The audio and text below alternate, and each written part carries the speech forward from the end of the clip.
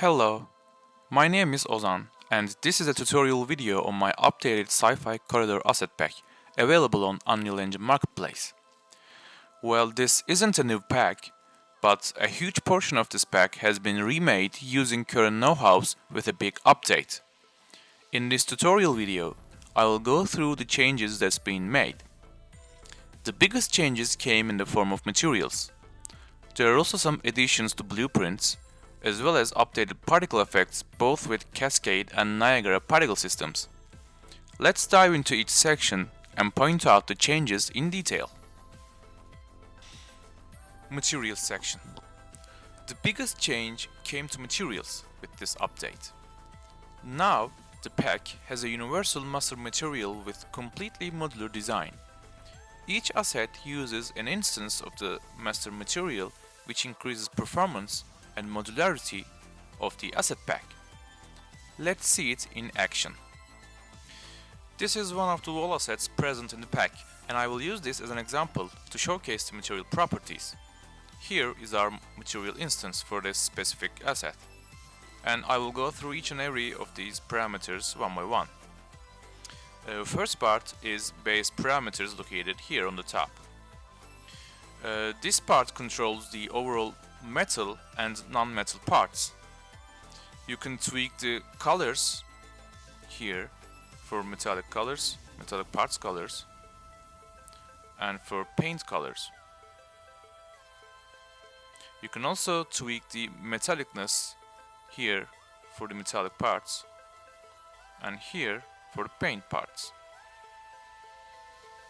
And finally, you can tweak the roughness for metal parts here and for paint parts here.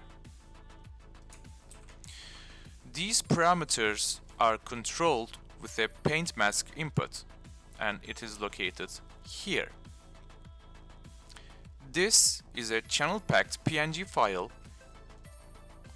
in which the red channel defines the paint parts, aka non-metal parts, and the green channel defines the metallic parts. Color variation parameters. These parameters allow you to have 3 different color variations. These variations are derived from 6 different grunge masks channel packed into 2 PNG files. These masks are not user exposed, and they can be located here in the texture maps folder, miscellaneous folder. Each PNG file has 3 grunge masks in their red, green and blue channels. This can be seen here. This have different grunge masks assigned to its channels.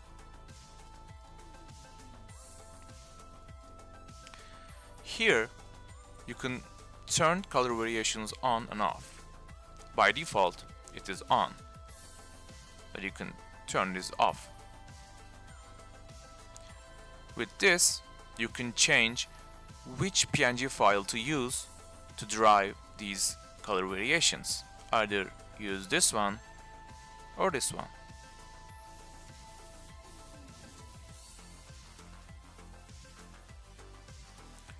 With this changeable setup, it is useful if you wish to add further variation to your scene.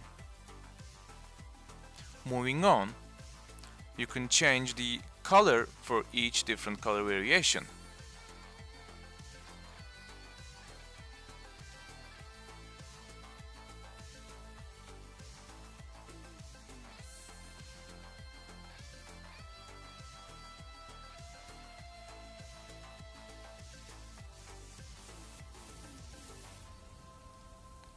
You can also set a specific opacity for each of them separately. Let's crank these up to see the changes.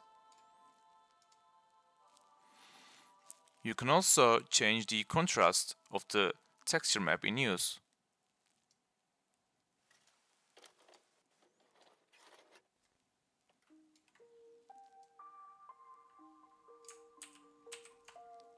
You can set specific metallic values for each of the variations. You can also set specific roughness values for each of the variations. And finally, here you can change the tiling of the texture maps, grunge maps in use. Dirt and edgeware parameters. Dirt and edgeware effects are derived from a wear mask located here. This is a channel-packed PNG file in which the red channel defines edgeware and green channel defines dirt. Wear masks for all of the assets has 1K, 2K and 4K variants. By default, the 4K variant is in use. However, you can access the other variants from the texture maps folder. For instance, this is the Volatile 01 asset. Let's use the 1K variation for example purposes.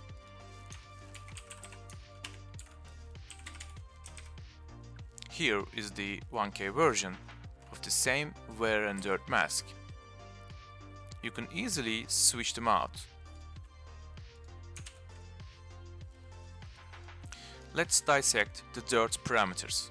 First of all, you can turn the dirt on and off with this boolean.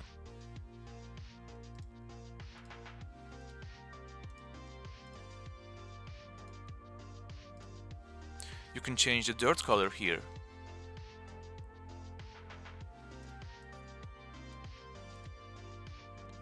You can set the dirt amounts here. Here you can change the dirt contrast. You can adjust dirt roughness here. Here at the bottom, we have two additional parameters specifically for ambient occlusion dirt accumulation. This uses the native ambient occlusion map for each asset to derive a cavity dirt info. Here we can set the opacity for it, and we can set a contrast using the ambient occlusion map. Let's see the edgeware parameters now. Just like the dirt, you can turn edgeware on and off here with this edgeware on boolean parameter. You can adjust wear color. You can adjust wear amount. You can adjust the wear roughness. Note that there is no metallic control here, as edgeware is by default metallic value. And finally, you can adjust the wear contrast here. Emissive. Emissive parts are derived from an emissive map here. This is a channel-packed PNG file in which each channel defines a specific emissive part on the asset. Note that not every asset uses all RGB channels, as the number of emissive parts differ for each part. For instance, this wall asset uses 3 different emissive collections, let's say. These two are the first ones. These 4 are second ones, and this big one is the third one. For example, this wall part only uses 2 emissive collections. Therefore, the emissive 03 section parameters will not be applicable for this one. Let's continue. First of all, you can turn the emissive on and off with this boolean.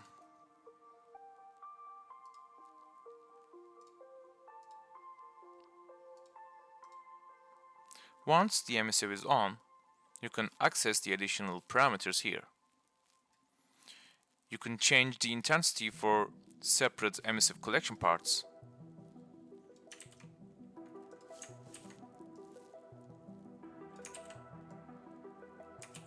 You can set different colors for each separate emissive part.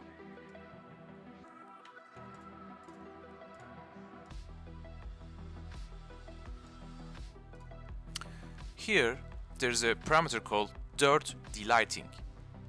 Dirt delighting parameter causes emissive parts to lose some of their light depending on the dirt on the asset. For instance, you can see that there are some dirt accumulated in the edges of this light part, and that accumulated dirt is stopping light from emitting to a certain degree. We can change that here. If we set this to dirt delighting to 0, we simply say that accumulated dirt will not affecting the lighting. If it's set to 1, we say that accumulated dirt will affect the lighting fully. Note that this dirt delighting works in tandem with the dirt generator here. So if you tweak the dirt generator, it will affect how this delighting affects your emissive parts.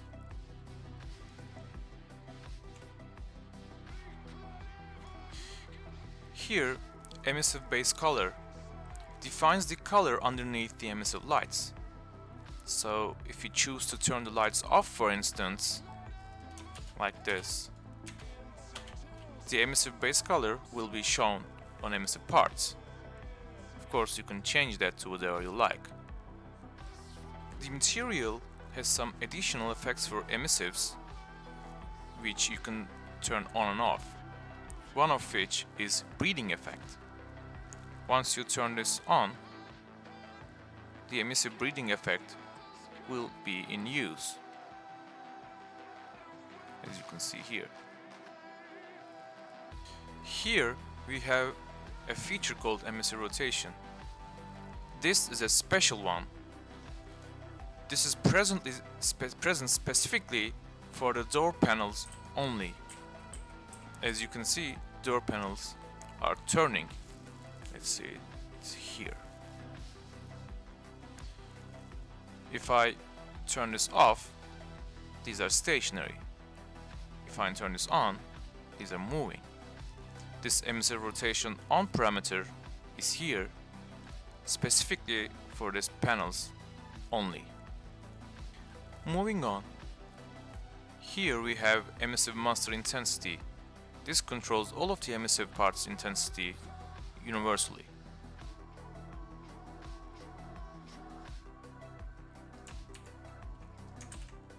Finally, here you can control the roughness of emissive parts.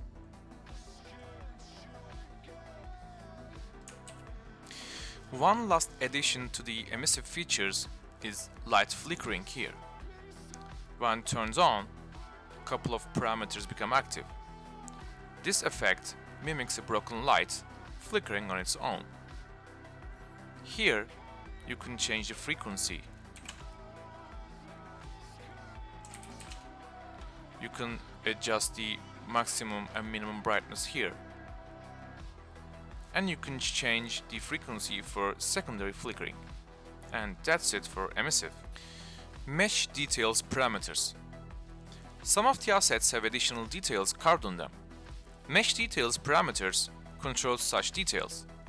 Beware that not all of these assets have such details. Only a minority of assets do have these. Now these details are derived from a mesh detail mask here. This is a channel-packed PNG file that defines which areas the details are carved. For this asset, we have 3 different detail areas, but this might not be the case for other assets. Some of the assets has only 1 or 2 additional details carved on them. In such cases, the remaining parameters will not be in use. These mesh detail masks has 1K, 2K and 4K variants. By default, the 4K variants are in use. However, you can find the other variants in texture maps folders. For instance, this is the power tile 01 and let's use a different detail mask for it.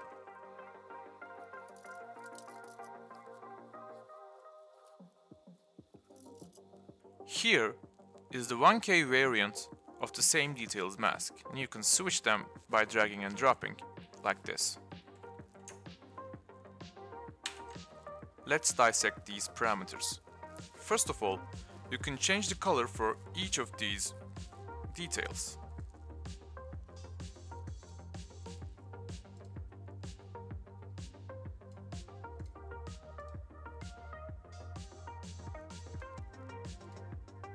You can set specific metallic values for each of them.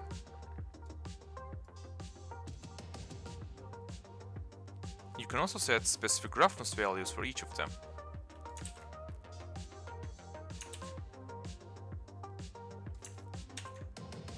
Here we have a parameter called Mesh Detail Roughness Overlay. This parameter gives you the option to overlay the overall roughness map on top of these details.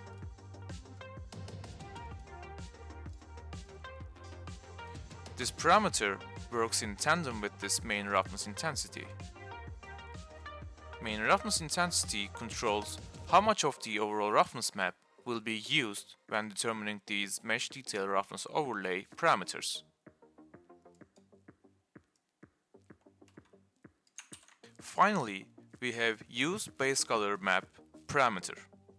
Now, some of the additional details, such as these rails, is better with its own detailed base color map. For such cases, this material has the use base color map parameter. When turned on, it uses a unique base color map for a specific area, such as these rails. Here is a such color map. You can still use the default parameters with this overlay effect. You can turn the effect off if you want a different uniform color, but you can still use it.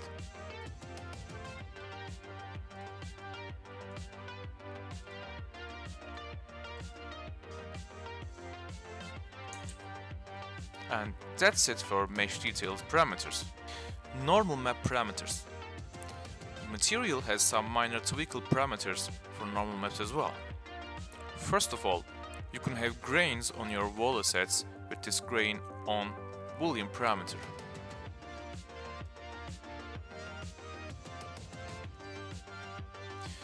You can control the grain intensity with this parameter. Note that the grain excludes edge wear and only applies this effect to non-metal parts. So this effect works in tandem with the edge wear parameters.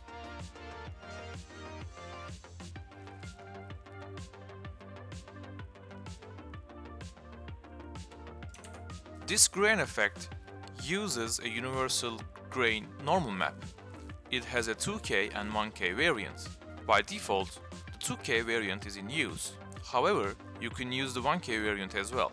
It is located in the texture maps folder, miscellaneous. This is the 1K variant, this is the 2K variant.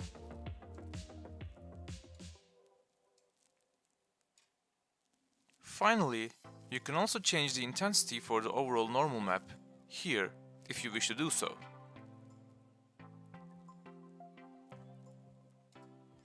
And that's it for normal map parameters. Texture maps and masks. This small section includes the 3 general texture maps the material uses. The 2 of them, paint mask and wear mask, we've already covered. Paint mask defines the metal and non-metal areas on the asset, whereas the wear mask derives the edge wear and dirt effect. Lastly, packed map is the default Substance Painter PNG texture map that defines the overall ambient occlusion and roughness of selected asset. This packed map has 1K, 2K and 4K variants. By default, the 4K variant is in use. However, you can use the other variants too. You can access all of these masks and maps in Texture Maps folder. And that's it for materials. Decals. Decals are a new feature coming up with this update. You can create your own decals using your own textures masks, as well as using the preset decals readily available with the update. You can access decals from Materials folder, Miscellaneous, Decals. Here, you can use the pre-existing decals by dragging and dropping them to your scene. You can double-click on the material instance and open up the tweakable parameters. Now let's take a look at these parameters. First of all, masks.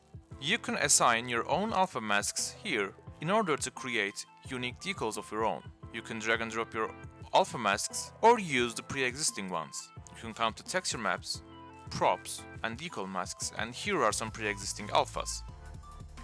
You can drag and drop any of them or use your own alphas.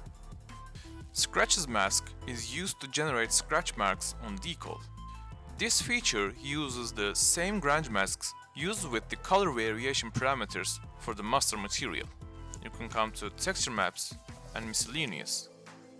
Right now it uses grunge pack 02. You can also use grunge pack 01 as well to give some variation. Base parameters. Base parameters controls the overall look of a decal. You can change its color. You can make it emissive. You can make it metallic. You can adjust the overall opacity and give some specularity. You can adjust the roughness for the decal. Let's make it a bit darker to see it better. Change the overall roughness, or you can add some roughness variations with this roughness variations boolean. You can adjust the variations with the readily available roughness variation parameter here, once you turn this roughness variation on boolean parameter true. Finally, you can have some scratches on your decal. You can activate it with this scratches on boolean parameter. By default, it is true. You can turn this off. Once you turn this on, you can have additional parameters to control. You can control the contrast, the opacity. You can also control the tiling. Here with this scratches variety parameter, you can add some variety to your scratches. And that's it for decals. Light function. A minor new addition to the pack is the light function material. You can come to materials folder, master folder, and here is light flicker function. You can create an instance of it and assign to a light source if you wish to have flickering effect on your light. This material function has the same setup as the master material light flickering parameters, and you can work these together.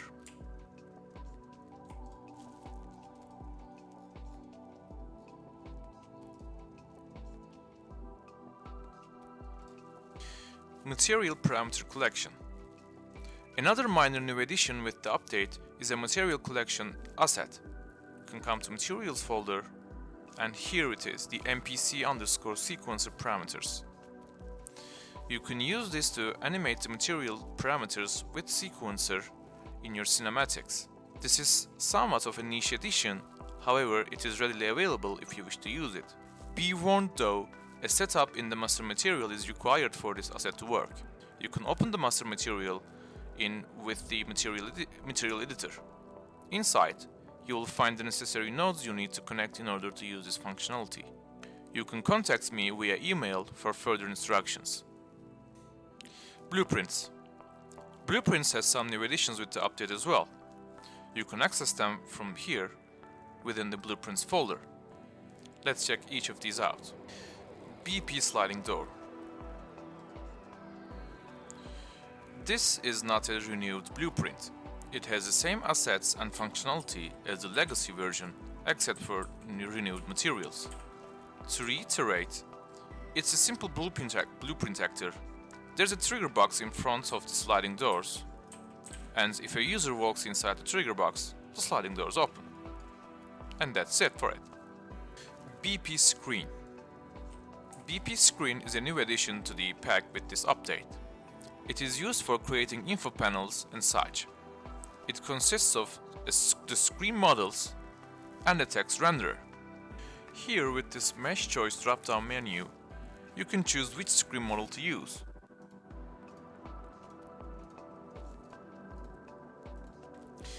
You can type your desired text or sentences to be displayed with this text parameter.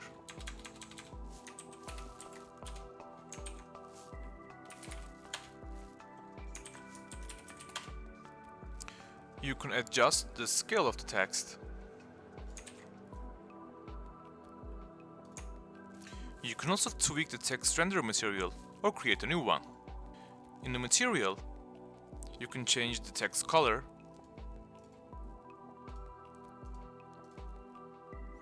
or you can adjust the emissive intensity.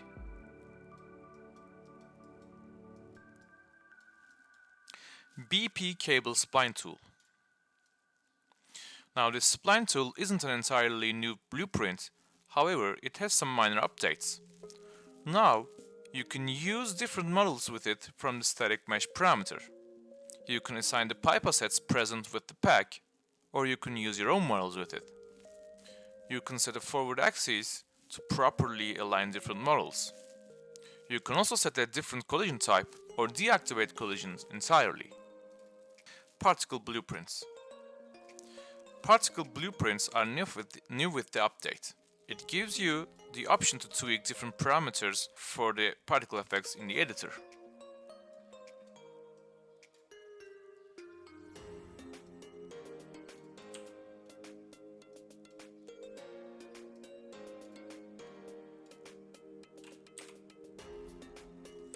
Note that only Cascade particle effects are blueprinted.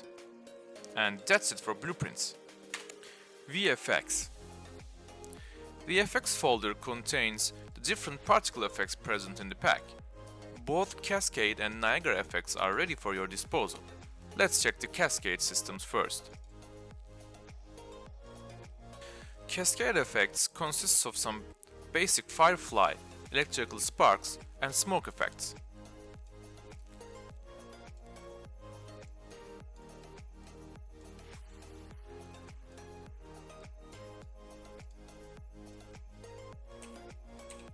All of the effects can be accessed via their blueprinted versions from the blueprints folder. However, if you wish to have some tweaks to them, you can access the core particle systems here. Let's move on to Niagara. Niagara systems. These are the Niagara counterparts of the Cascade particles. They are not blueprinted, as Niagara system allows the use of editor-exposed parameters natively and easily. Let's check each of them out. Firefly. Firefly system has two different versions. The NS Firefly system is the default Firefly particle system, whereas the NS Ambient Dust system is a variation of the same Firefly particle system but tweaked to produce ambient dust particles.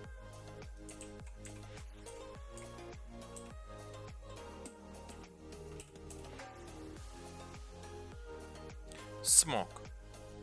Smoke particles has a variety of different options. The update presents a generic smoke system, this NS Smoke Generic. All of the other variations are derived from this generic smoke system. You can use the editor exposed parameters to create versions of your own. Or you can use the preset systems such as smoke vent, smoke leak, ground venting, and such.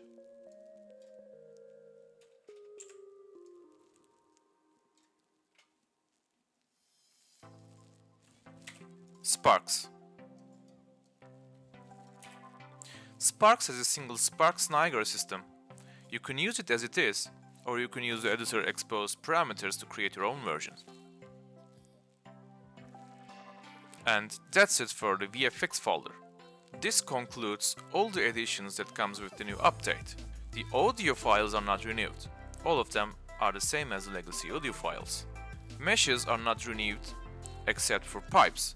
Pipes have been unwrapped again in order to fit better with the new master material. Apart from the pipes, none of the models are renewed. Texture map setup is not entirely renewed. There are new texture maps, of course, to fit the new master materials, but other than that, the setup is the same. You can access 1K, 2K or 4K variations of the texture maps from the texture maps folder. Miscellaneous folder contains the asset showcase map, example map, and a single lookup table texture that has been used with the demo. This concludes the tutorial video entirely. Thank you for your interest in this pack. I hope you enjoy using it as much as I enjoyed creating it. Goodbye.